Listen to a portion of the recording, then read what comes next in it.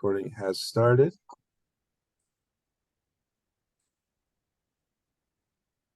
All right. So welcome, folks. We have some attendees joining us today. We're going to give you guys some time to join. In the meantime, if you'd like to leave your name, where you're from, what type of business you're in, we'd love to hear that in the chat. So go ahead and leave that information in the chat. We're going to give it a couple, maybe about a minute, because we want to be respectful of everyone's time to allow some attendees to join us. So as I mentioned, as you're joining, if you'd like to leave your name, where you're from, and what type of business you're in, we will get started in just a second.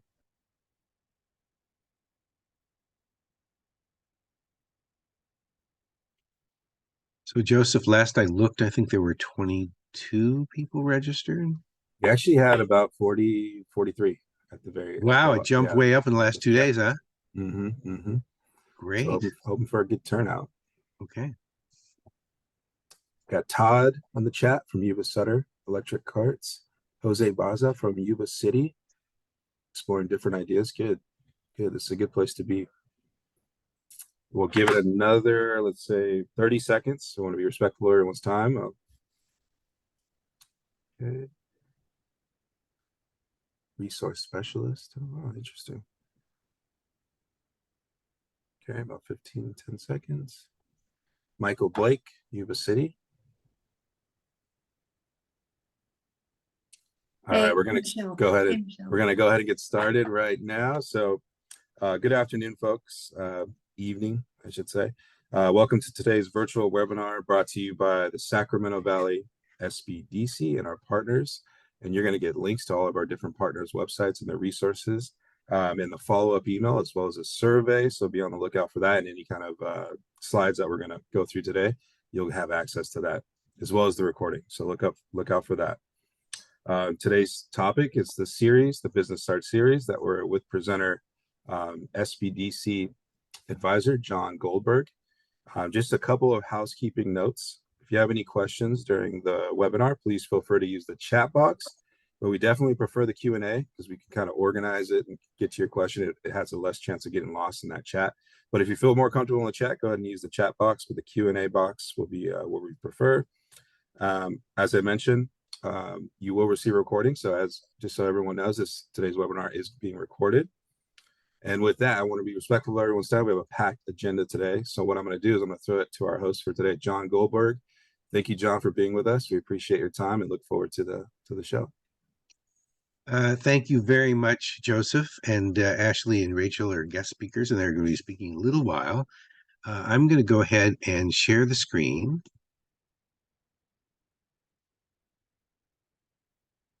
And let me know if you can see a full screen of something. Yep, looking good, John. Terrific.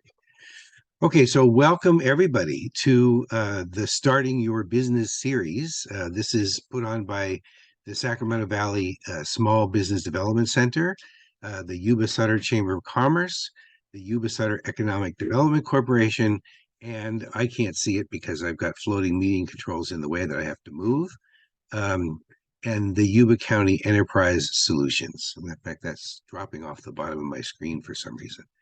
But anyway, those are all the organizations that are involved in this. I'm excited about this, partly because this gives me an opportunity for the very first time to work in the other two counties in our Sacramento Valley area that I've not worked in. I've worked in Sacramento and Yolo, and now I get to work in Sutter and Yuba, so that's great for me.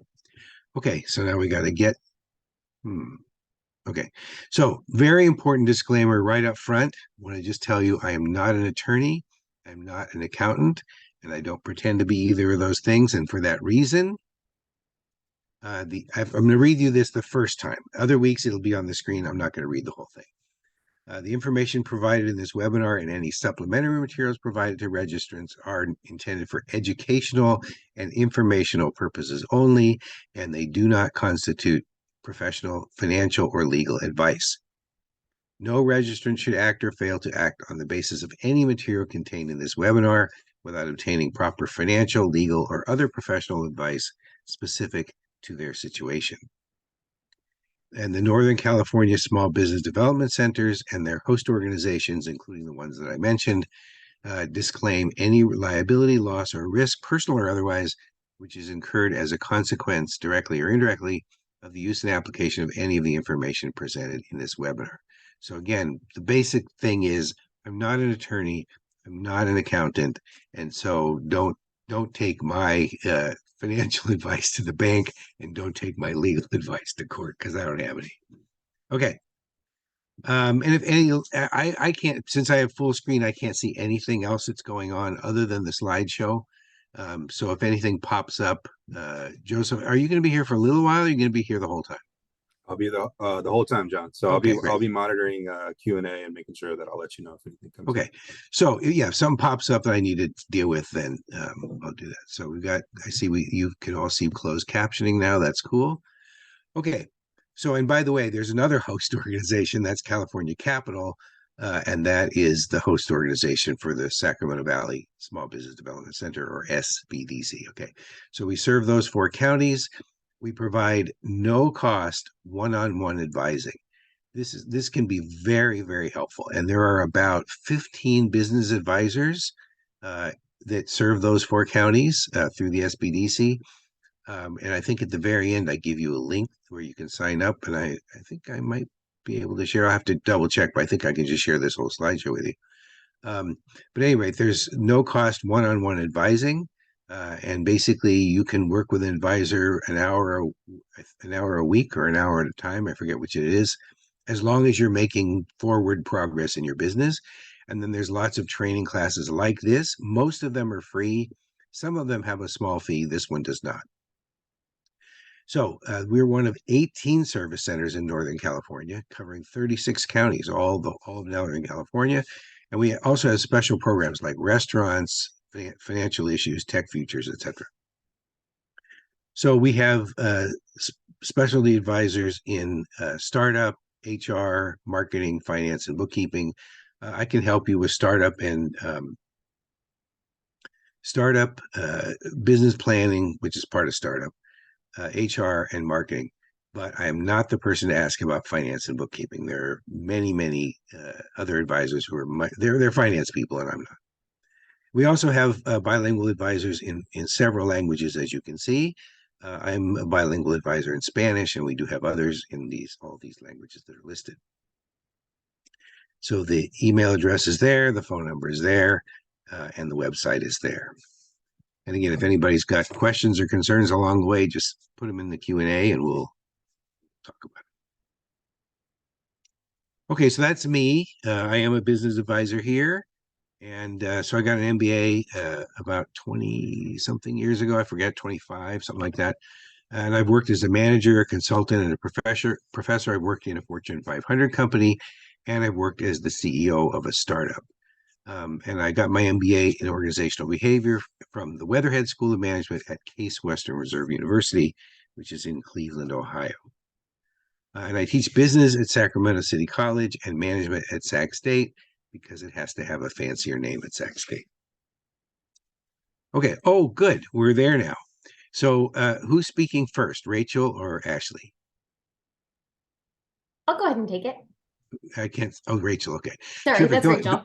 Yeah, go ahead. Okay, terrific. Thank you so much, Rachel. So yeah, this is like a welcome, and tell us about what's going on in entrepreneurship in your area.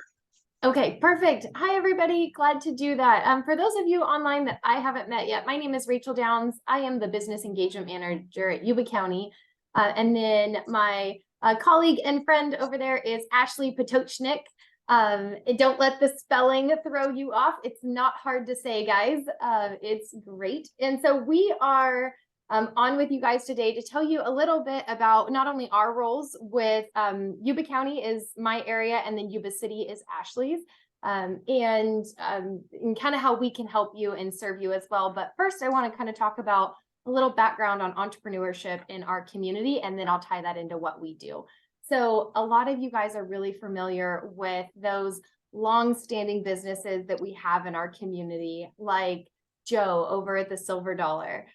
He'll be behind the bar all weekend slinging drinks and doing his thing, and they are a great family business.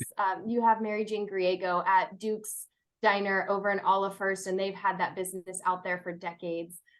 You have the Brick in Marysville, and you have Tim Stachinsky over at Bridge Coffee. Like these are all our great, and there's so many more. I can't even get through all of them, of course. But there's so many great small business owners in our community that we all know and love. And I would imagine that a lot of you guys kind of want to get to that place eventually, but there's a lot of kind of homework and hard work, blood, sweat, and tears that has to go into that. And so in both Yuba and Sutter, we have a lot of support mechanisms to really help you get there. So John's done a great job of introducing you guys to what the Small Business Development Center does. But also in that, let's call it quote unquote ecosystem, or basically in that network of other people. We do have a Yuba-Sutter 1 Million Cups group. They meet, I believe, every Wednesday morning at 9 a.m. over at the Work Hub in Marysville. That is a really neat group of kind of like longstanding mentors and people that have been around in business for a while, and then the brand new entrepreneurs. So maybe you're not like quite ready to sit down with an SBDC advisor and really like dig into your business plan. 1 Million Cups is totally the right fit, because if you want to just like spitball ideas and think kind of big picture and have people like help you refine, well, did you think about this, or did you think about that? 1 Million Cups is like a great spot to go and just brainstorm with people. And then I think kind of like next in that continuum is SBDC really fits in that next kind of leveling up your business. From there, you also have our Yuba-Sutter Chamber of Commerce and our Yuba-Sutter Economic Development Corporation. Those are two incredibly well-connected organizations that can really help you connect to other business resources. Like if you're not sure where to go and you just need a help with this or that, they are so ingrained in everything in the community and can really help you figure out who to go to for questions or connect to other resources. The other thing I would mention is they do a lot of advocacy. And what I mean by advocacy for your small business is they're constantly in the ears of like your local government officials, even sometimes your state government, saying like, this is what small business needs, and this is what we're experiencing in our community. And so I highly recommend connecting with both of those organizations as well. And then lastly, I want to just wrap it up and kind of say in that continuum, then you have me and Ashley. Ashley and I both serve as like that development liaison for when you're actually ready to, let's call it, put down roots. You're ready to go into that brick and mortar, and you're ready to like develop a physical presence of your business. That's our jam. We do business and land development. So if you need questions answered on like from our planning department about, hey, I have this kind of business, what type of property or zoning should I be looking at? Or, hey, Rachel, Ashley, I'm looking at this property on Plymouth Street or downtown Olivehurst, whatever. Can I put this kind of business that I do in that place?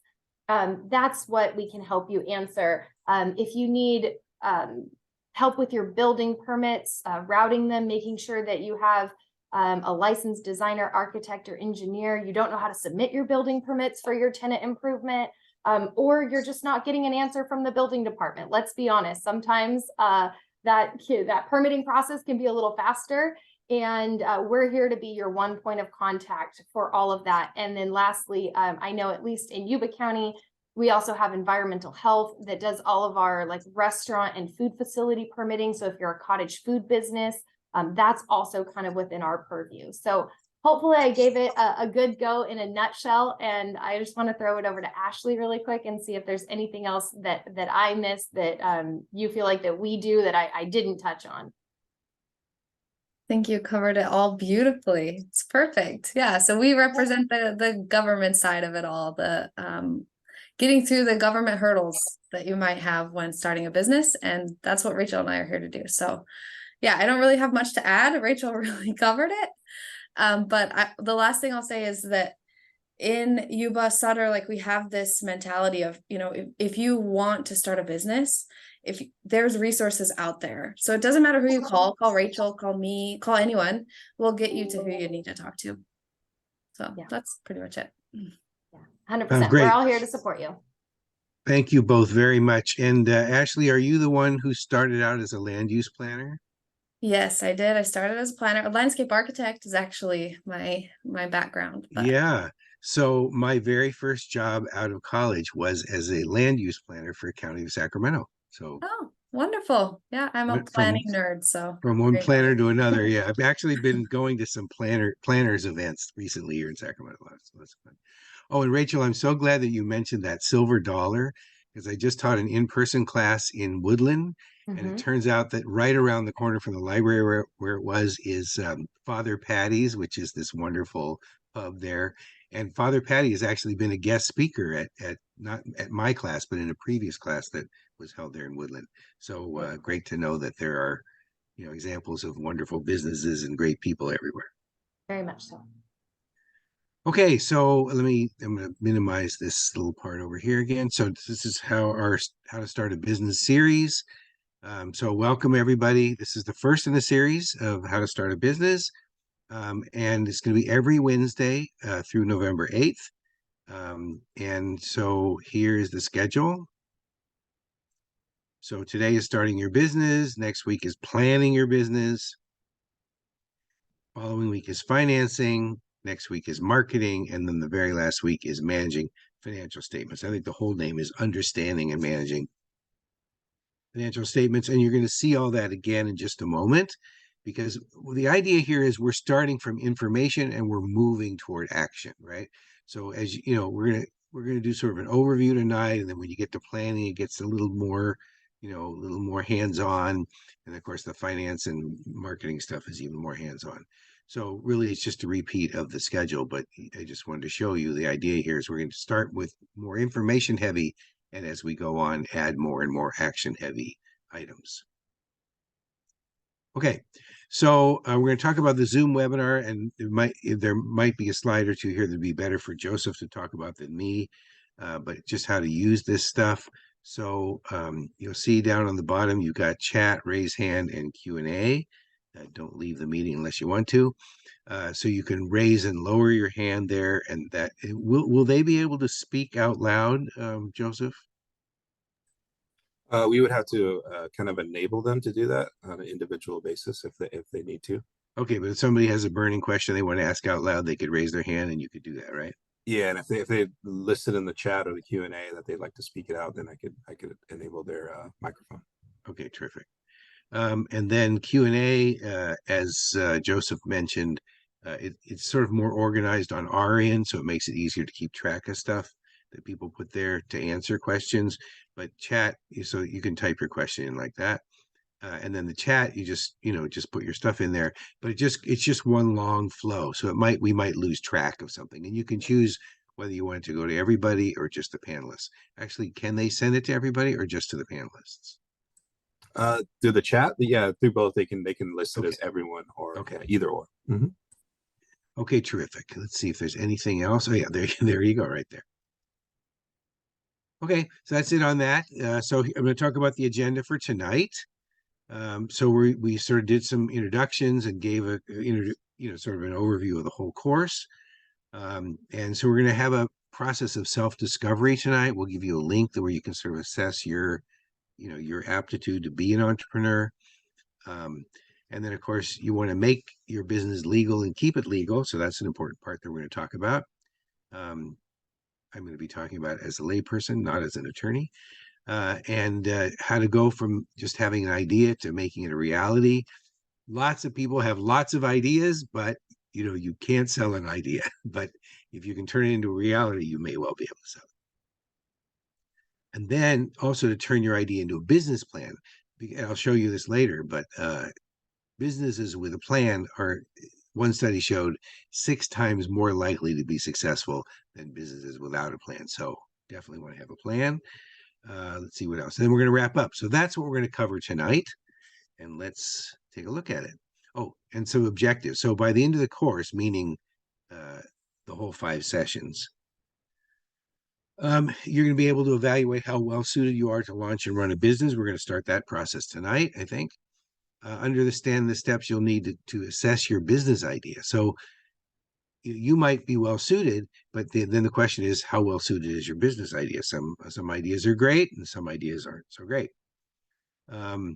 Make informed decisions about the legal structure of your business. There are several different legal forms of business, legal structures you can choose from, and then also licenses and permits you need to obtain. We're going to talk about that over the weeks. And then what kind of business plan is going to be the best one for you to develop. See if there's any more objectives. Okay, so we're going to have a poll here, and I think these are the two questions. Why are you here? Are these the questions in the poll, Joseph? Why are you here, and where are you on your journey, or is it something else? Yeah, I can launch the poll number 1 now. So I think on the bottom, Okay. you'll see the poll numbers. Terrific. Let's do that. All right. So poll 1. All right, so poll 1 should be live. So attendees, if you'd like to answer the questions there, it'll kind of give us a better idea of why you are in the series.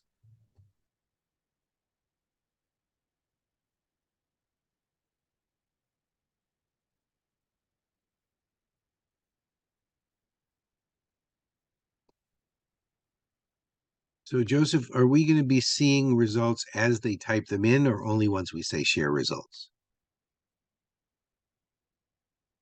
Oop, let me relaunch the poll. For some reason it ended. There we go. So we should be good now. Should be live. And then once you click end, then that'll kind of stop it, and then we can share the results. Okay, so if anybody put any answers in before, we didn't see them for some reason. So go ahead and please do that now.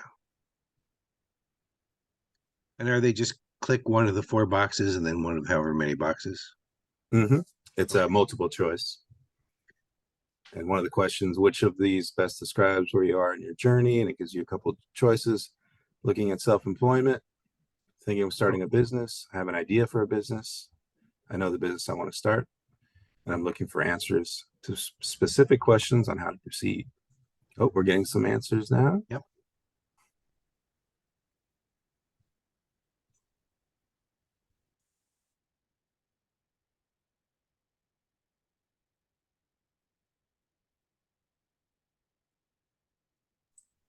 We'll go ahead and give it a couple more seconds and we'll end the poll. Give you about 10 more seconds.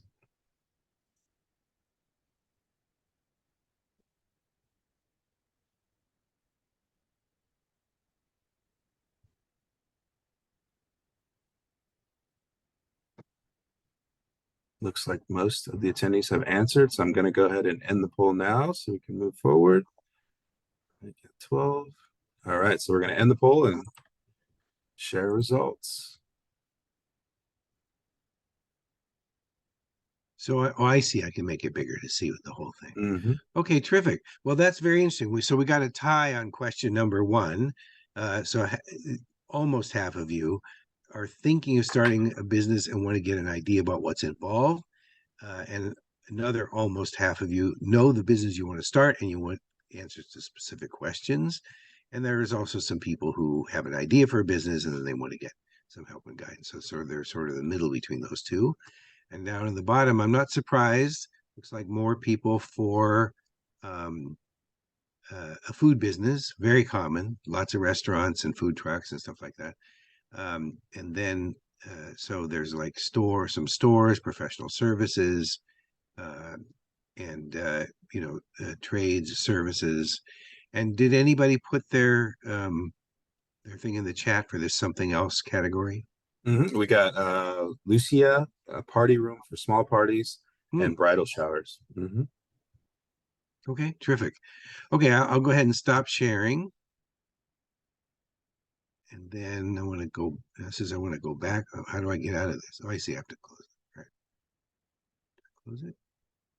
Okay. Okay, terrific. Well, thank you all for putting your information on there. It helps us get a sense of who's here. So we help businesses do all kinds of things. We help them to get money, help them to do research, help them do marketing, help them to get certification for various kinds of things, help them to grow. And then business continuity is how to deal with, well, for example, during the pandemic, there was a whole lot of business continuity issues, excuse me, during the pandemic. And so there were, for example, there was, forget what it's called, but there were these loans and maybe grants about how to keep a business going and keep paying people, even though, not a lot of money was coming in. And the whole idea is to help businesses thrive. That's what we do. And how do we do it? So as I mentioned, we have free one-to-one advising. And then that's what I mentioned before, 1 hour scheduled sessions for as long as there's continued progress. If you're making progress in your business, we keep helping you. And completely confidential. I've had probably 85 clients over the past year and a half or so that I've worked with SBDC. And I don't tell anybody, I don't even tell anybody if somebody is a client. It's completely confidential.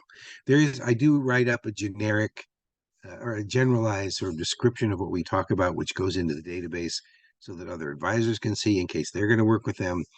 But none of that information goes outside of SBDC. And as I mentioned, we have lots of free workshops, and we also have some low-cost ones. And they're, for, all kinds of needs that small business people have. And let's see what else we got here. There we go. Next thing. Okay, so the goal of SBDC is economic impact. And what I mean by that is, so the SBDC is paid as part of the Small Business Administration and also the governor's office of some long name thing that I can't remember. But it's taxpayer money. It's free to you because taxpayers are paying for it. And taxpayers, through their representatives in the executive and legislative branches, want to know, is there economic impact? That's why there's an SBA, a Small Business Administration, and that's why there's an SBDC, because we want businesses to thrive. And of course, they'll create jobs and income, and they'll pay taxes. And those are all good things for the economy and the society, the government, and the citizenry, right? The taxpayers. So that's our goal. And for that reason, we measure certain things. So we help because in the best interest of the community at large, to help businesses grow and thrive. And so here's the things we measure. The number of businesses started. And by that I mean they've actually done something. They've either acquired capital, or they've sold something, or they've bought something, or something. So there's some tangible evidence that they've started, or they got a business license, something like that. And then there's jobs created and saved. And by saved, I mean people who are continuing to work there. And if one person is working even part-time in a business, we count that as a full-time job. After that, then they're either full-time or part-time. That's how they're counted. Another one is increase in sales. So if you have sales at a certain point and then you work with us and then you increase your sales, that's something we measure. And capital obtained. If you got an investment from you, from family and friends, from crowdfunding, from a bank, from an investor, then that's something else we track. So the point I want to make about this is that if you are now, or you become a client of the SBDC and you're working with a business advisor, then every quarter after the first quarter, the business advisor, it depends. If you've been there the whole quarter, you still get it. The business advisor will send you a survey and ask you to document these things, because that's how we put all that information, massage the data, and then we send in a report to the federal and state government saying, these are how many businesses got started as a result of the work that we've done with business people, right? Or jobs created, or sales, or whatever. So that's very important that if you are a client, you get that. It's a very simple survey. There's 5 yes and no questions and 2 number questions. And so if you are a client, please do that, because that helps us keep getting funding so we can keep helping people both individually and in these group sessions like this one tonight. Okay, so question is, are you going to have a business that's going to be open, or are you going to have a business that closes down? There's lots of businesses that are successful, and unfortunately there's lots that are not. So there's some things you can do to be more successful, right? One is to have a business plan, as I mentioned. Also to get money into the business. Your commitment to the business and other people who might be involved. The competition. So how are you going to do in relation to the competition, right? That's going to determine to another significant extent whether you stay open or you close down. Your employees. You may need employees. You may have to hire employees. And if you do, how good a job they do is also going to be something that's going to help you be successful in business. Keeping records, very important, because you want to know where you've been, where you are, where you're going, and anybody who's going to be giving you money, whether it's a loan or a grant, or which are very rare, by the way, a loan or a grant or an investment, they're going to want to see those records because they're going to want to see, is this, you're going to be able to pay us back, or are we going to get a return on our investment? Your skills and experience and those who work with you, the marketing you do, the customers you get, and whether you can keep those customers and get them to buy more from you, the budgeting you do, because if you run out of cash, you're basically out of business unless you can get some more cash. And then, so managing cash is very important. And then sometimes you got to get out of your comfort zone. So, for example, if you're an introvert, it's fine if you're an introvert, but you have to act like an extrovert. For example, if you're going to get customers, you got to act like an extrovert to get them. Okay. So I mentioned about the self-discovery, and that's what we're going to look at now. And we're going to take an assessment of you and the business idea, the kind of self-discovery that we're going to talk about. So there's self-assessment, assessing your finances. Do you have money that you can put into the business, or do you have the ability to get money from others, whether it be an institution or individuals or whoever, to make that business happen? You need to assess the market. Is there a market for what I want to do, and can I be successful in that market? And then the last thing is, can I actually do it? Do I have the skills, and can I get the skills of other people to help me actually make this thing happen? So those are different things you're going to want to assess. So we're going to start with the first one. That's you. How good a fit are you for starting a business? So personality is one factor, as I mentioned. So any kind of a personality can be good in business, right? But certain personalities are better suited for certain businesses. For example, I teach at Sacramento City College, and our sister college, American River College, they have a mortuary science program. Everybody wears a suit to class every day. I think they're all black suits, and you have to be really empathetic if you want to be in that business. So that's an example, right? If you're not a very empathetic person, that's probably not a good business for you. But if you are, maybe it is. The skills and experience. Now, sometimes people want to start a business that they have absolutely no knowledge or skills or experience in. I don't recommend that, because it's hard to start a business. And if you have to learn how to make the business happen, and you have to learn the technical aspect of the business at the same time, that could be very rough. So you might want to consider, if you're going to do a business, have it in an area where you have knowledge, skills, and experience. Not an absolute requirement, but could be very helpful. So the question is, do you have money to invest in the business? Do you know other people who would be willing to invest in the business? Because it's often very difficult to get a loan or an investment, except maybe through, like the SBDC, or an arm of the SBDC or the SBA. Other than them, it's hard to get money from a bank or from an investor if there's no money in the business to start with. And so you want to see, are you going to be able to get the money and other resources you need for the business to be successful? The other question, which we're going to look at in some detail, is, are you better suited to be an employee, or are you better suited to be an entrepreneur? That's a big question, because maybe you are suited to be a business person, maybe you're not. We'll see. So that has to do with your values, and we're going to take a look at that here. So we're going to talk about some things you need to be an entrepreneur. You need to have focus. Right? You have to really focus on and you have to be competitive, because you have to get customers from other businesses, right? Because if you don't have if they have customers now, unless you're going to create a whole new customer base, people who are not buying what you're selling now, somehow you get them. Otherwise, you're going to have to get them from some other business. So you got to be competitive. You have to be a leader because even if you're just the one person in your business, you still have to lead that business, right? You have to lead it in the sense of you have to have a vision and you have to have a way to make that vision a reality. That's part of leadership. You have to be independent because you have to make your own decisions. Nobody's going to make decisions for you if you're the entrepreneur. So you have to make decisions. I think I've got another one down here. Have to solve problems because problems always come up. See how many we got.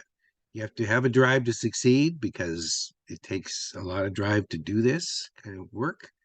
Emotional strength because there's a lot of rejection. I mean, you go out there and you try to sell and people say no and no and no, and you got to have the emotional strength to say, this is not personal. It's not about me. You know, it's like, this is my product. This is my service. I'm going to keep at this. Very important. I might end up going to the next slide by accident. I'll come back if I do. So physical stamina, that's something that may well be important in your business.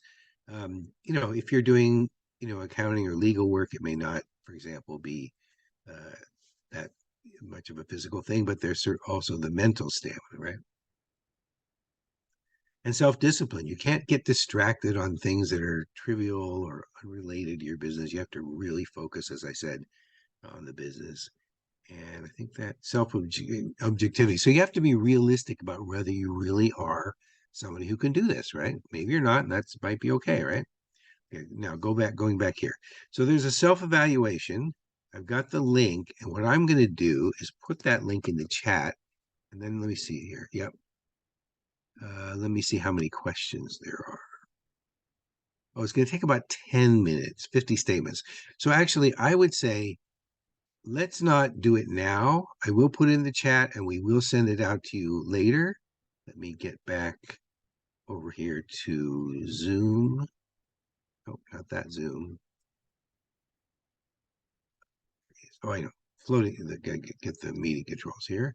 Just put something in the chat. I'm going to put that link in the chat and then we will send it out to you also in an email. Everybody, here we go. So I would say between now and next week, take that assessment and be prepared to share the results of the assessment, and then we can talk about, you know, what that might mean. And I'm going to get rid of those floating meeting controls again. And again, if anybody has any questions or thoughts or concerns along the way, please just put them in the, preferably in the Q&A or in the chat, and we'll talk about it. Okay, so let's talk about the skills and experience part. So there's 5 core business skills that are needed to be successful, and one is sales. If you can't sell anything, you can't be in business. Now, you can hire people to do the sales for you, but you have to have the ability to get somebody on your team who's going to sell your product or your service. You have to do marketing, and we're going to be talking about that for an hour and a half a few weeks from now in detail. You have to be able to manage the business. So when we talk about planning, we'll be talking a lot about management.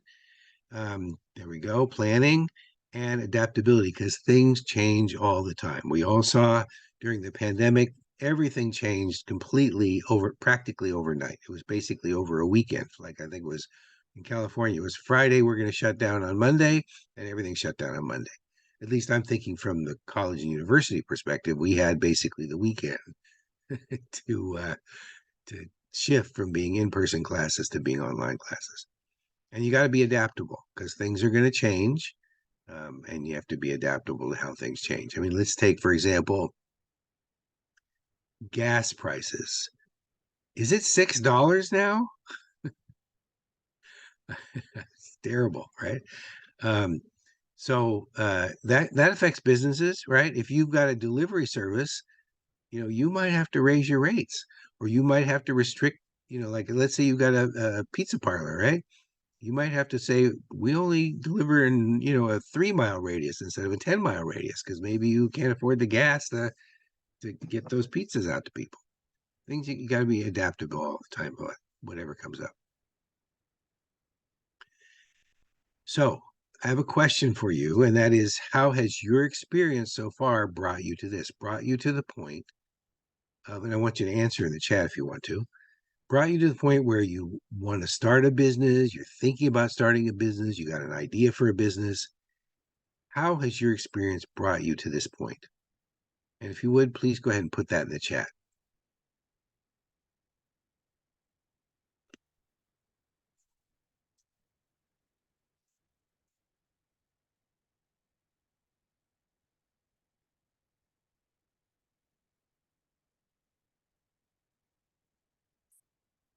So I'm going to go on in case people are writing, and then if things pop up, then we'll talk about them.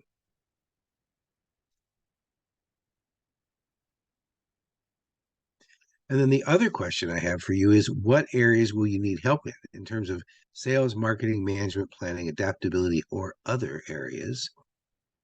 What areas are you going to need help in?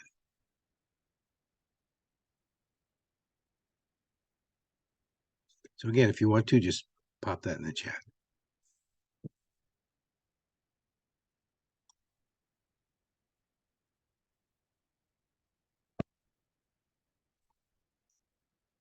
See, we're starting to get some answers.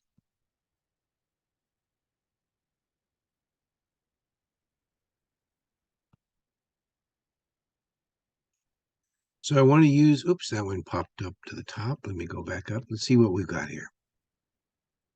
I want to use my skills that I've gained to build a successful business. I need help with management, planning, and marketing. Don't we all? I'm a recent grad from a family of entrepreneurs. So we're going to call you a legacy entrepreneur. And I want to start, oh yes, that's the person who wanted to start the rental hall company that moonlights for other small businesses, I guess. And I think I would need help with planning, as we all do. And there's one more message here, and it says, no, maybe there's more than one. Mentoring and finding a client. So you want mentoring, so you can get that from the SBDC advisors. Businesses to do their craft as well. I'm sorry, Jessica, I don't understand. Businesses to do their craft as well. Oh, I see. That was the continuation of your earlier statement.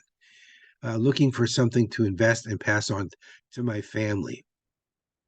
That's great, because actually we're going to talk about exit strategy, and one of the exit strategies in a business is to pass something along to your family.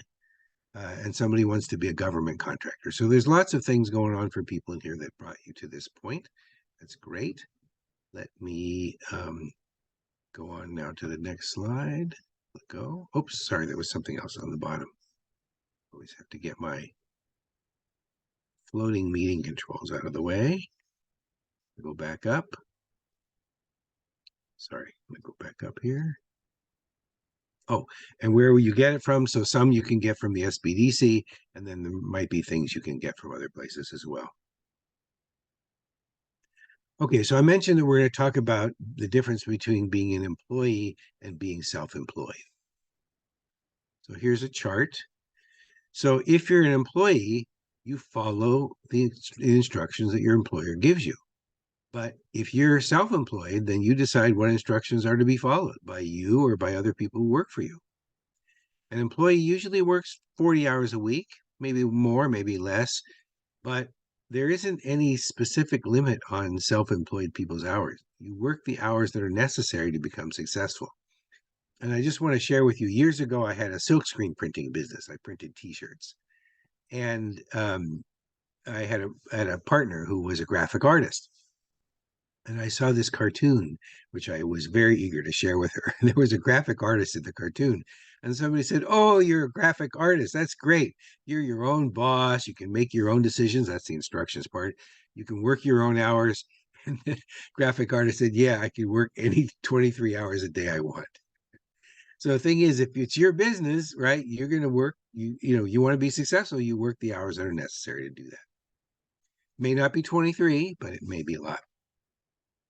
So if you're an employee, the employer tells you when to work, right? 8 to 5, 9 to 5, whatever it might be, Saturday, Sunday, yes or no. But if you're self-employed, you set your own work schedule. You say what your hours are, and you say when you're going to meet with people and all that, what you're going to do when, you decide. And if you're an employee, you're either paid by the hour or you have a fixed salary. But if you're self-employed, then the company's got to make money so that you can get paid. And you're paid last. You got to pay everybody else first, right? if you got employees, if you got investors, if you got suppliers, you got to pay all those people before you pay yourself. And most employees don't invest in the company. There are some exceptions. There are employee-owned companies like cooperatives, or there are where you have stock ownership of the company. But most employees don't invest in the company. But you're investing in the company. Hopefully money, but definitely your time, over and above whatever you might normally work in a job. Okay, so that's important to keep in mind, because if you want to follow other people's instructions, work 40 hours, have somebody set your schedule for you, etc., then maybe you're better off being an employee. But if you want to make the decisions and set the hours and do all that, then you might be better off self-employed. And I noticed, I think at least one person said, maybe nobody did, but some people sometimes think, well, I just want a side business, right? I want to keep my job. Maybe I'll never leave my job. I just want a side business. Or maybe you want a side business until it becomes successful enough that you can leave your day job and then just work at the side business. So that, you can decide what's the best mix, or which side of this chart you want to go on. Another thing you want to think about is your personal values or goals. So what are the issues that matter to you most? What do you care about? Because if you start a business in something that you just don't have any interest in, you don't really care about it, doesn't matter to you, it's probably not going to go very well, and you're probably not going to be very happy. This is not official legal advice here, but I'm just saying that if you pick something that you really care about, it's more likely you're going to love your work and be good at it, and the business will be successful as a result. So is your family important to you? Maybe you can involve your family. So I can talk about, I think I can talk about I don't know if I can talk about them or not. So I'm not going to be very general. I'll just say that I had somebody in a class once somewhere who started a business where it was very easy for that person to involve other members of the family in the business. So that way, she didn't have to worry about, well, gee, am I going to do my business, or am I going to spend time with my family? Doing the business was spending time with the family, so it's all good. Think about what your talents are. What are you best at, and what do you love doing the most? Because if you pick the talents or skills or abilities that you're the best at and love doing the most, then that's going to help the business be successful, and it's going to help you be happier. So this issue is, where do you want to work? Do you want to just work from home? I mean, I'm working from home right now, right? That's a good thing. I'm an independent contractor with this Small Business Development Center. I'm not an employee, and the director offers me opportunities to do things like a class like this. And I think we might have talked about when it was, or she said, can you do it then, whatever. And then when I work with clients, I just mutually agree with the client. When are you available? I only met with a client one time in the office. All the rest of the times have been online. But you can decide, do you want it to be something in your home? Do you want it to be something in downtown, wherever you are? Do you want it to be out in a rural area? Do you want it just to be online? Those choices are up to you. Do you care about income now? Or is it okay if you only get income later? Some businesses are easier to start up and get going.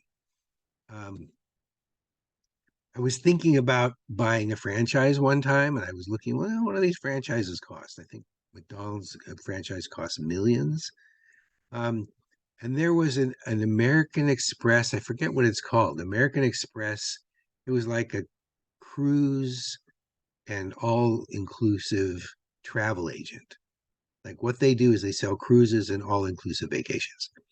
It cost $1,500 to buy the franchise. That was it. That was the lowest one, right? So if you want income now, and you think you could actually get some people to book cruises and vacations with you, then you put in $1,500, and all of a sudden, there's a training. Now the training is what costs more money. It's like $7,000 or $8,000 or $10,000, something like that.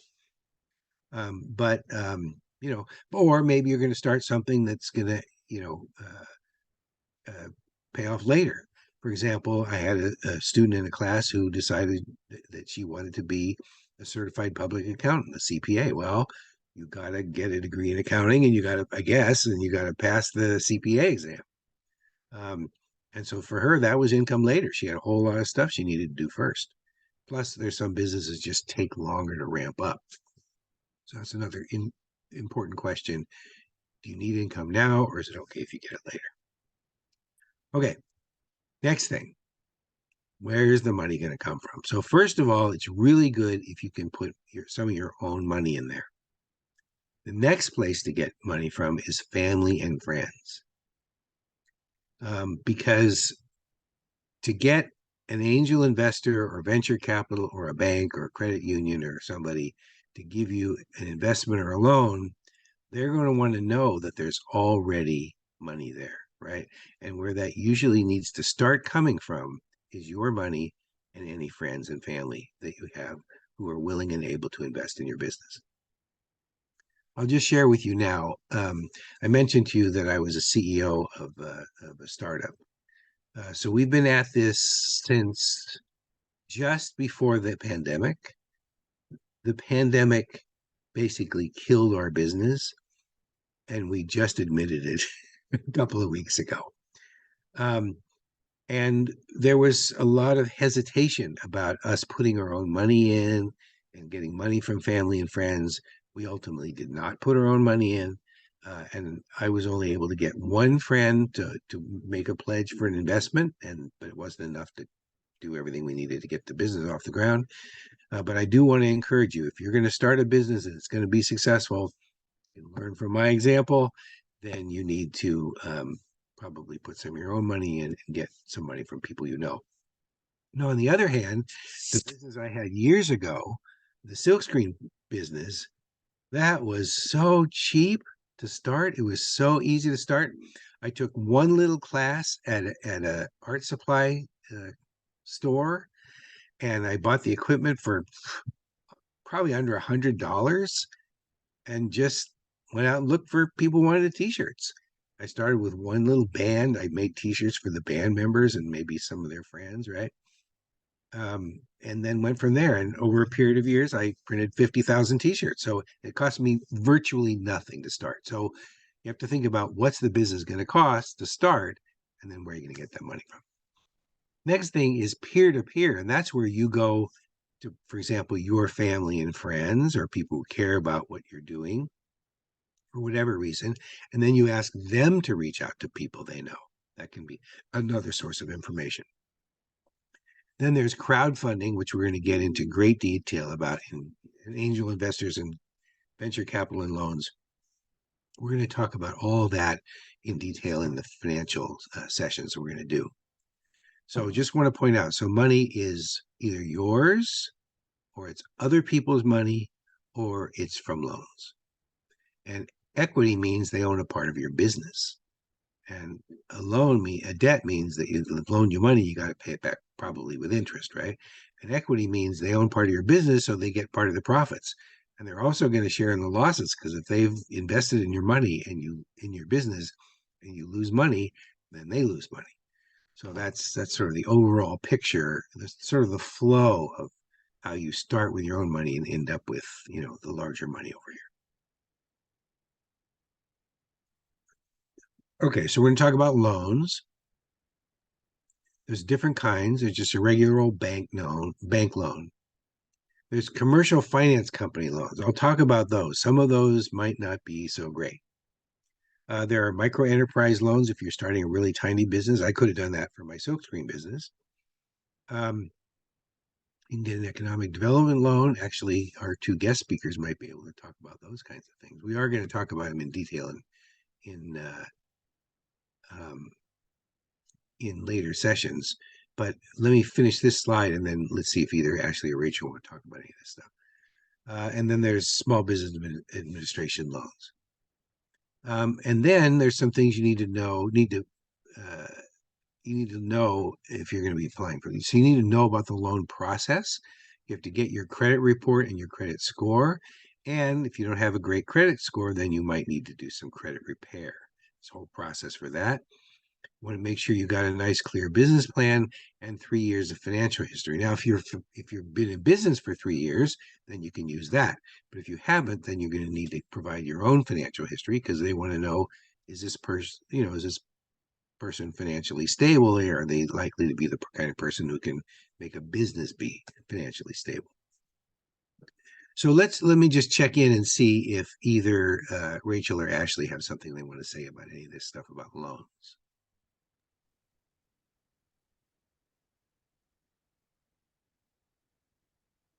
I can maybe pipe in. This is Ashley. Yeah.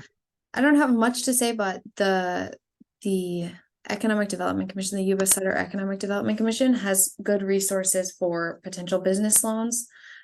They can help kind of bridge the gap between, like, for those startup costs. So I'm happy to share that contact information if anyone is interested in more regarding the loan situation through EDC. Terrific. Thank you very much. I think we might have, well, we will have some people who make loans at future sessions. Thanks so much, Ashley. Okay, as I mentioned, you need to do a market assessment. Let me get these floating lead controls out of the way again. So, the question is, like, where did you get the idea from? Let me give you an example of what might not be such a great idea. Somebody had an idea for a product, and the reason they had the idea for the product is it was going to be something good for that person's child. But just because it's something good for your child does not necessarily mean that it's good for hundreds or thousands or millions of children. Okay? So it's one thing to say, I would like my child to have this, and it's another thing to say that there's lots of people out there who want that kind of thing for their child, and they're willing to pay for it. So you have to figure out, if it's just your own personal idea, then you need to talk to other people and see if or their kids want this thing, right? If you see a need in society, if you know that people are asking for something or want something or having a problem with something, that's very different than it's just your own personal thing. Okay, let me get, where's this next thing here? Come on.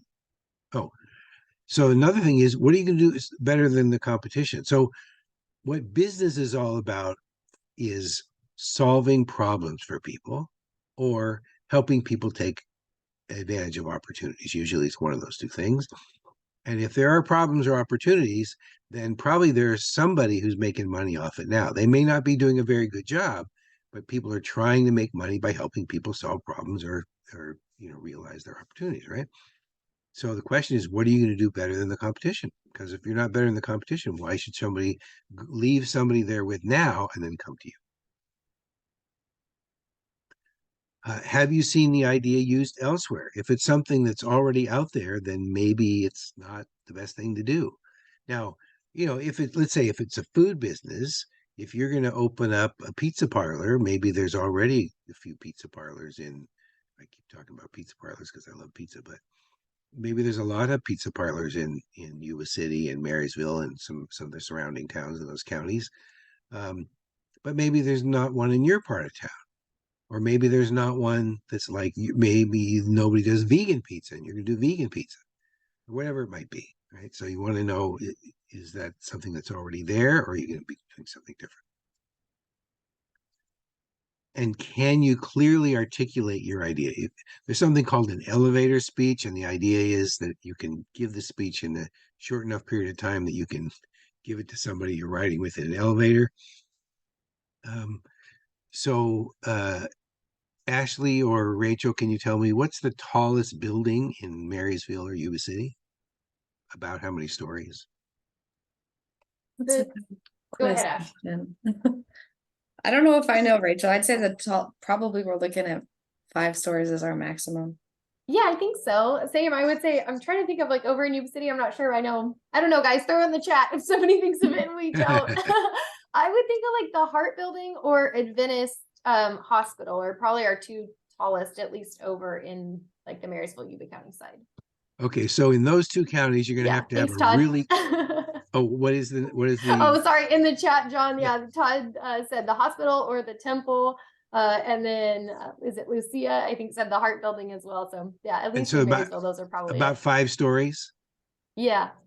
Okay, so you got to make a really quick elevator speech up there. Here, I think our tallest building might be 30 in Sacramento.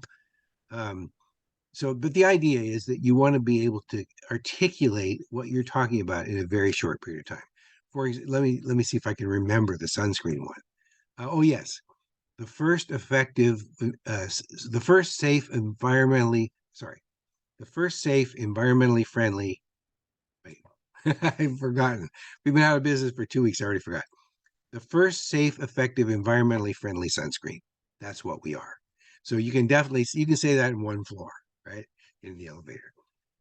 So if you have to go into a long explanation about what it is, you need to clarify your thinking so you can really get it in one clear point. You have to understand the industry that you're in. And that's it. Okay, so let's go on to the feasibility idea. Okay, so feasibility has to do with can you actually do it? So who are your customers? Are you entering a market that has more demand than supply? You need that, right? What will you do better than your competitors? We already talked about. Are there any unmet needs in the marketplace?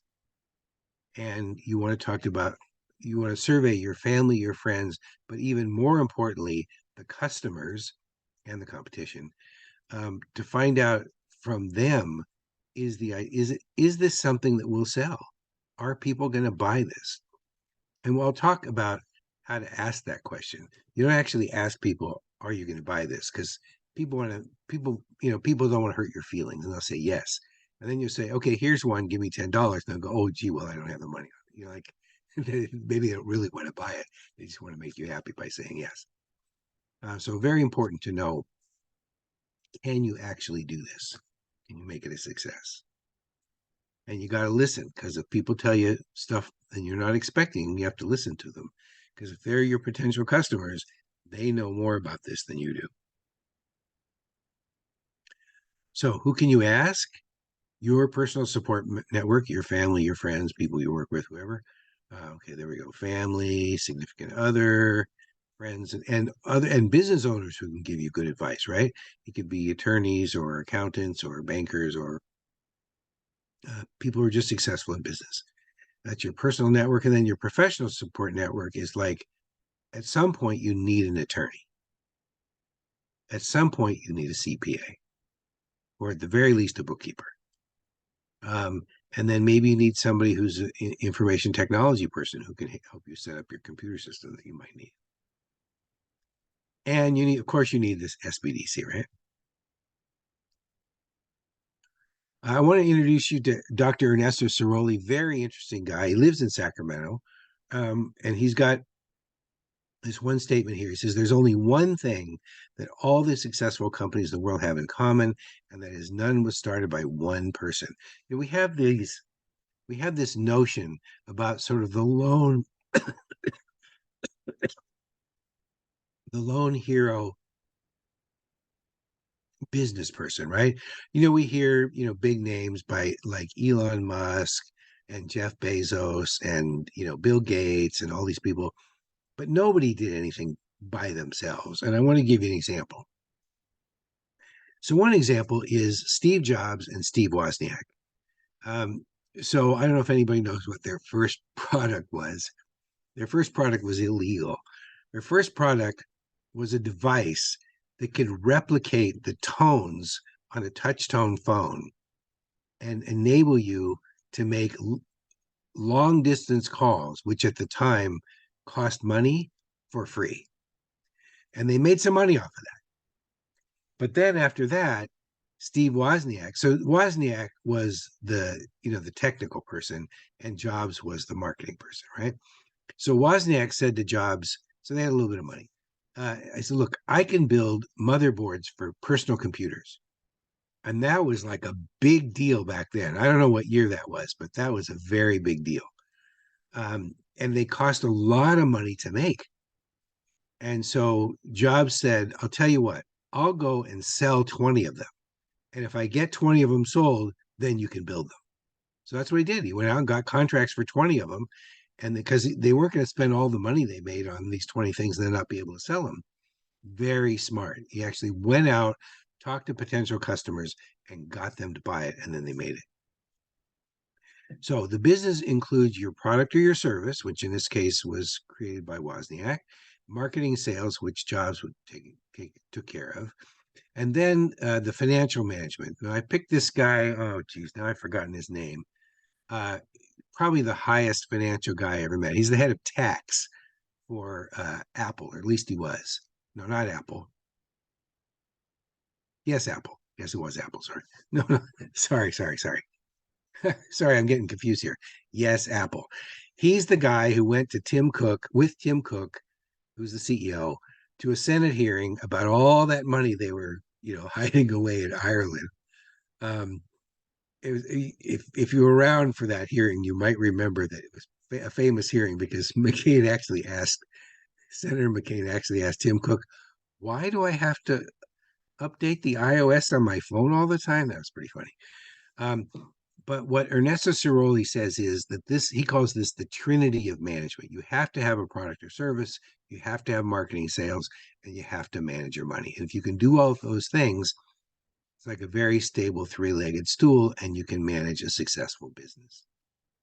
But you need a team to do that. It would be amazing to find one individual who can do all those things well. Okay, so self-discovery again. You want to assess your finances and potential finances, the market, feasibility, whether you can actually do it or not, your team, right? Who you got on your team? Who can you get on your team? So now we're going to do a knowledge check, and we're going to do poll number 2. So can we pop that up on the screen? Sure thing. Let me go ahead and get poll number 2 launched. So now we should be launched. You should be able to log your answers to the 3 questions. So if you're financing your new business from your existing resources, what is it called? Bootstrapping, debt, or equity? So please go ahead and click on one of those 3.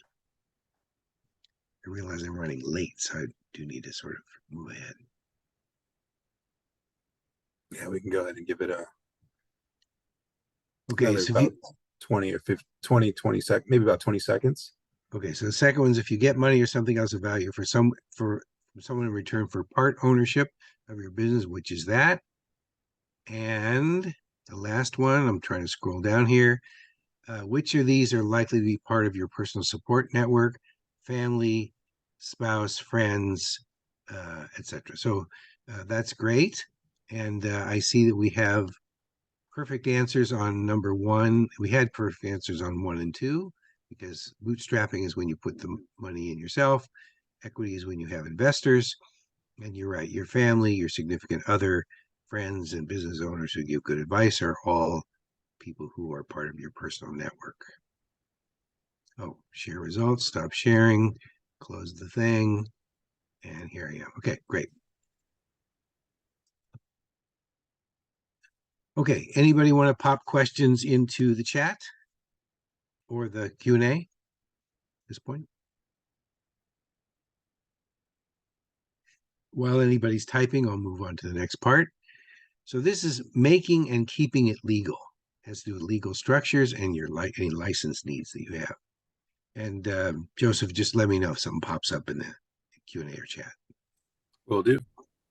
Okay, so there's 4 basic kinds of or forms of legal structures for businesses. One is a sole proprietorship. There's one owner, very inexpensive to set up, not much administration, and you just pay the taxes off of your Social Security number. The disadvantage is that somebody can sue you for your house, your bank account, whatever. It's all there's no limits on your liability, and you don't have a lot of tax benefits. Now, partnership is 2 or more partners. It's still inexpensive to set up, not a lot of administrative duties, and it is taxed to the owners, similar to sole proprietorship. And there's also unlimited liability, and you're liable for your partner's act. So if your partner does something wrong, you because your partners, they do it wrong in your business, not on their own time in their personal life, then you're also liable for that. And there's no tax benefits. Now you get into a limited liability company, limited liability company, not corporation. So advantage is you have limited liability. They cannot sue you personally. I mean, unless you were grossly negligent, but generally speaking, they cannot sue you. This is not legal advice. They generally cannot sue you. They can only sue the company. So they can't take your house or your bank account, your personal bank account. But it's more expensive to form, and there's more administrative stuff, and then you have to pay a tax just for having an LLC. In California, it's $800 a year. Or you can form a corporation, which is what we did with our sunscreen company. Again, limited liability, and it's taxed to the corporation rather than the owners. It is costly to form. You have to issue stock, and that costs money. And it was thousands of dollars rather than just 800. And there is a tax every year. So there's a link here which I will put in the chat for information about that. Let me get back over to, is this where I go? No. Is this where I go? No. I'm lost. That's bad. Is that it? Nope. There. Okay. So I'm going to have to do this to put this in the chat. We will also send this out. Oops, in the chat. Sorry. Everyone. So that's the link about additional information about business structure.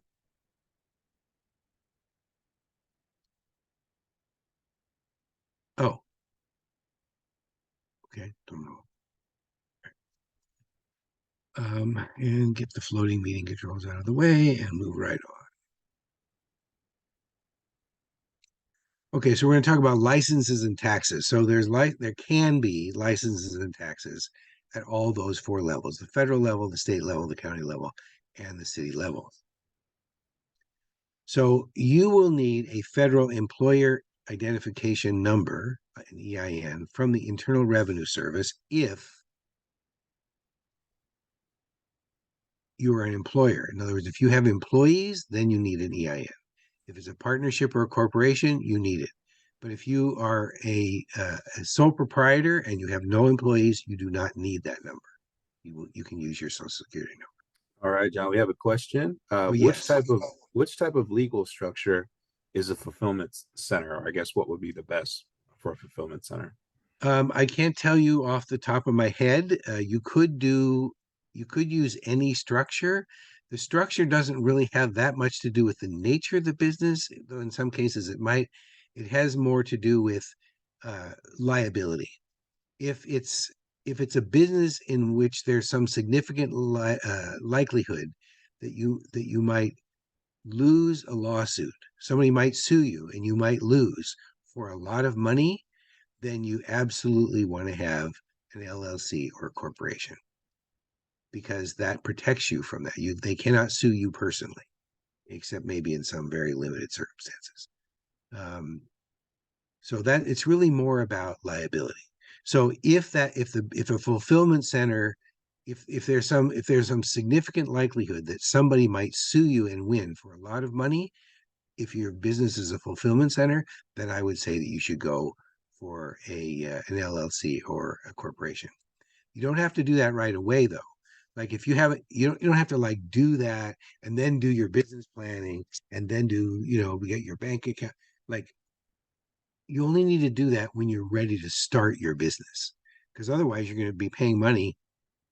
Let's say you put down the 800 for the LLC or the thousands for the corporation, and then you don't actually start the business for 8 or 10 or 12 months. Well, you could have saved that money in the meantime.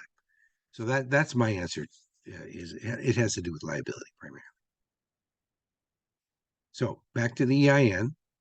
But it's recommended even for a sole proprietorship, but it's not required. And you can get that at irs.gov. And that's the form number, SS4. So the state of California If you are a corporation, a company, or a partnership, you file with the Secretary of State of the state of California.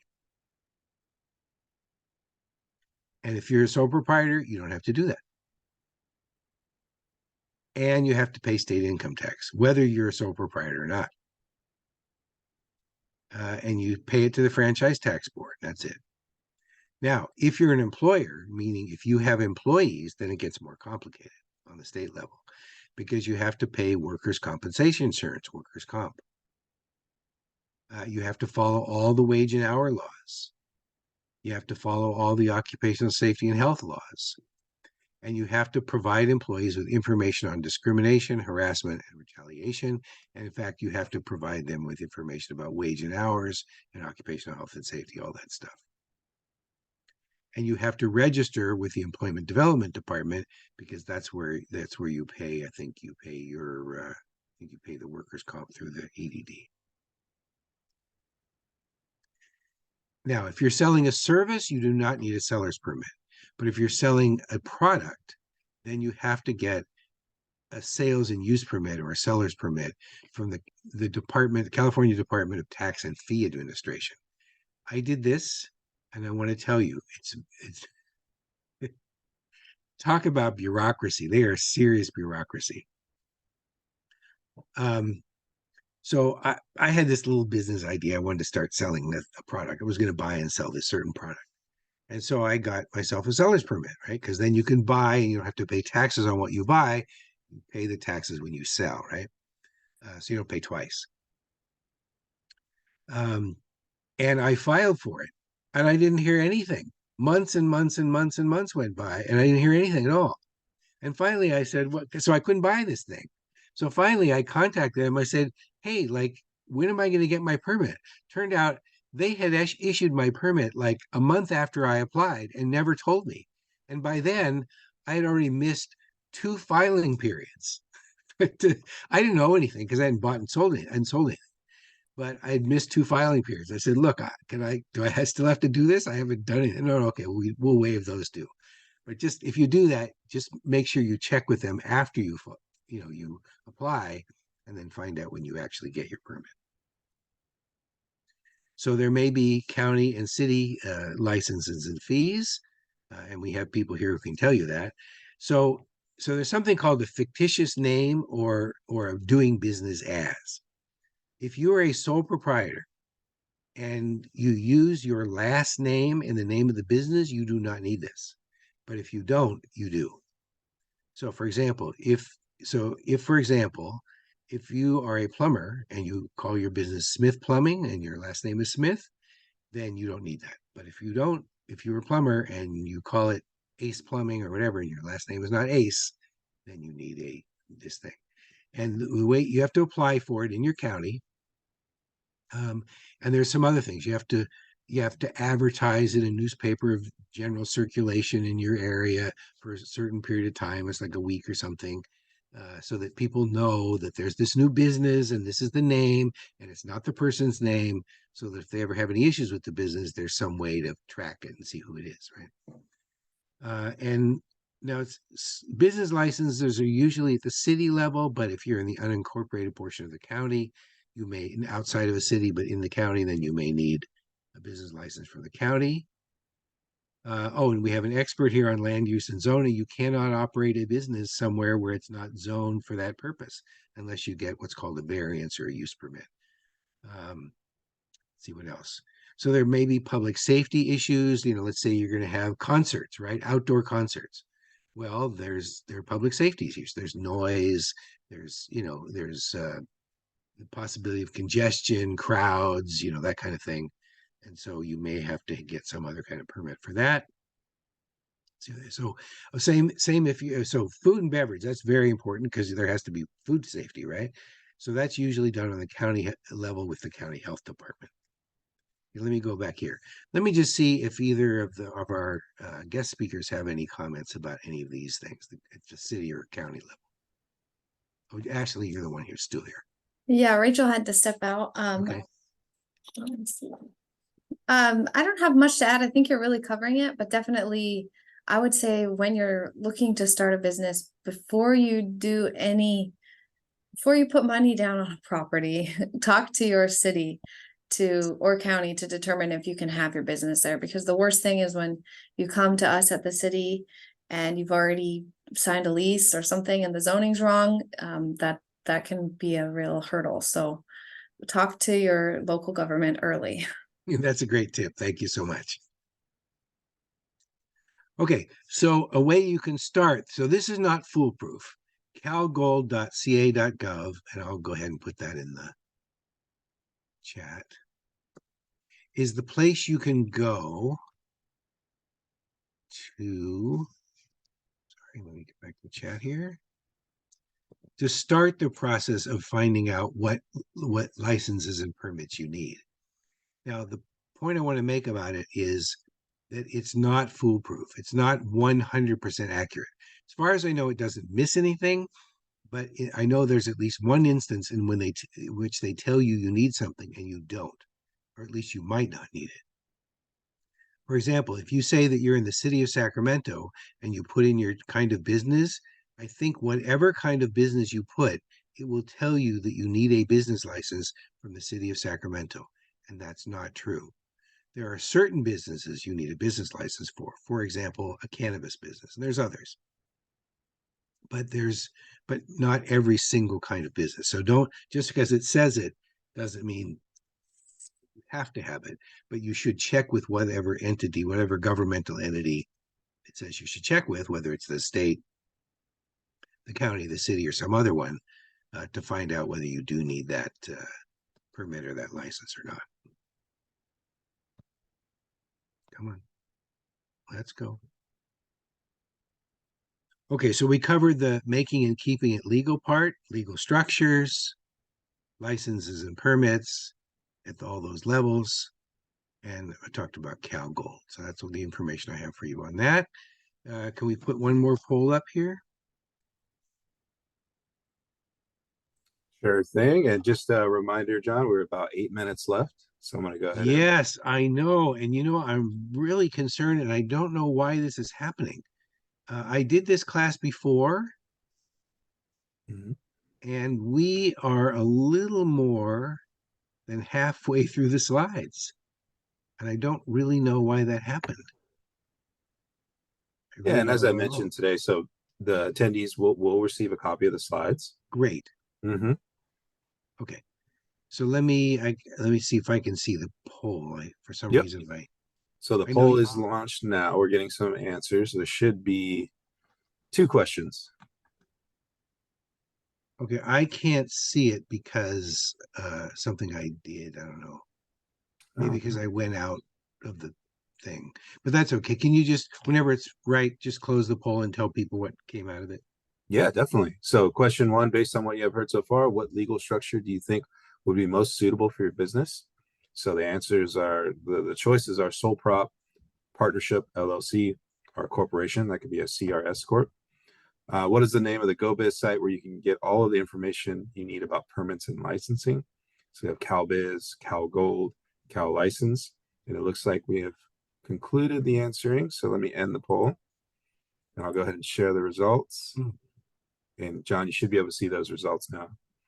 Okay, so most people pick sole proprietorship, and that is the most. Well, I see it's half and half.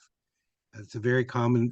Most small businesses are sole proprietorships, but if you're concerned about liability, then of course an LLC is a good choice. And then CalGold was in fact the correct answer. So we're going to stop the sharing, close the thing, and we'll go on to the next slide. Just because we're running late, but let's just see what questions. Let's see what questions we have, if any questions right now. All right, so folks, if you'd like to leave the questions in the chat or the Q&A box.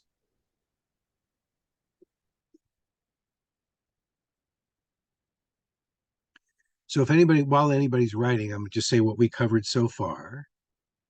So the self-discovery stuff, the assessment, all that, your team, and the making and keeping it legal structures, licenses and permits, and CalGold. And what we're going to cover next, if we were going to spend more time, And this is what's in the rest of the slides. So from ideas, how do you go from an idea to a reality? I may have to take a few of these slides and put them into the next session. So we got things like vision, goals, objectives, and activities, testing the idea, getting clarity, and then what are you doing, a product or a service? Who are your customers, competitors, location, all that kind of stuff. And then turning the idea into a business plan. We're going to talk about different types of plans, understanding financials. So I'm terribly sorry that we're out of time. I really don't know. Like I said, I really don't know why it happened. I'm just going to show what we have left here. I'm trying to make it big enough so people can see. I think we're not quite to this slide yet. Why are we not seeing these slides yet? Oh, there we are. Okay, so I'm not going to try to do all these in just a couple of minutes. I'm just going to sort of show you. So there's an example of a business and how they do their planning. Remember, I talked about, oh, this one here is about, what do you do at the end of the business? So in this case, your kids can inherit it. We talked about that. There's other possibilities. This is the thing I was talking about before. The best business model is that you've got customers who want it. You can get the money to make it happen, and it's feasible. You can actually do what you want to do. And then very important to test your business idea, and you might go ahead with the idea, you might not, you might make it into some new idea. And you got to get clarity about, what are you selling? Who are your customers? Who are your competitors? Where are you going to operate? Sorry. And then business planning. I think this part I'm going to have to talk about next time. Yeah. So in the next session, I'm going to start with some things about business planning. I'll go, a few minutes on that, and then we'll jump into the next topic for the next time. Oh, actually, that'll lead right into the business planning that we're going to be doing. So I might not actually need those slides next time. Let's see, is there anything else I need to cover before we? I think that's it. That's it. Okay. So I just want to mention, just so you'll keep these in mind for the next time. There are 4 kinds of business plans. There's the traditional one, which is a long narrative, many pages, right? So ours, my sunscreen one was shorter. It was just a few pages, but sometimes these are many, many pages. It's going to go to the next. There we go. There's an example, right? It's just paragraph after paragraph about what you're doing, right? Ours was shorter than usual. There's something called the one-page business plan. And that's a format where you can, that somebody created this thing and you can put 1 or 2 sentences in each of those. And that's a good way to help you think about your business. There's the lean canvas, which I'm going to spend lots of time on next time. And it has to do with some of the things we already talked about, which is, who is your customer? You start with who's your customer and what's their problem? What value can you add? In other words, how are you better than the competition? What's your specific solution? Then you got to figure out how you're going to make money and what your costs are going to be. And then the things you can measure to see how successful you're being. And then finally, your marketing. And then the very last one is a pitch deck, which we will talk about next time, which is basically you put your team in here and then you can use the stuff from the lean canvas, the customer, the problem, etc., to pitch for money for a loan, for an investment, for whatever. So we're at the end of our time. I appreciate your attention and your questions, and I'll be looking forward to seeing you next week, same day of the week, same time of day, 5:30 to 7. And Joseph, are we using the same link next week, or do we have a different link, Zoom link? It should be the same. You sign up for the one, you get the link for the whole series. So Great. you will be using. And if any of you folks have issues logging in, just go ahead and contact info@Valley Sierra, Sacramento Valley at gmail.com, and we can send you some information on how to get logged in. So I want to take the time now just to thank you, John, for being with us and spending the time with us and sharing your expertise. As I mentioned to the attendees, you will receive these slides. You will receive a recording. And this is a good time to let you know if you are in that beginning journey of your business. utilize the SBDC. Our services are there for you. We can be by your side every step of the way. And I want to thank the attendees for spending the time with us tonight. Also want to thank our guest speakers, Ashley and Rachel, for spending their time today. And we definitely look forward to seeing you next week. Is there anything you'd like to say, John, before we sign off? Yeah, I just want to say, please do take a moment to fill out the survey. Joseph put it in the chat. Maybe could you put it back in again so it'll be at the bottom? Yeah, sure thing. I'm gonna put that survey in the chat, and you will also receive a link to the survey in the follow-up email, and it should actually automatically pop up as soon as you exit the webinar. So let me get that in there. There we go. Oh, okay, there it is. So yeah, I just want to say thank you so much again for your participation. I want to thank Joseph for his help, and also for Ashley and our other presenter is not here at the moment, Rachel, but thank you, Ashley, too. And thanks everybody for your participation. And if you fill out that survey, that's going to help make the next session and the other sessions better. So please do take a moment to do that. And I'll hope to see you next week. All righty, folks. Have a great evening. We'll see you next week.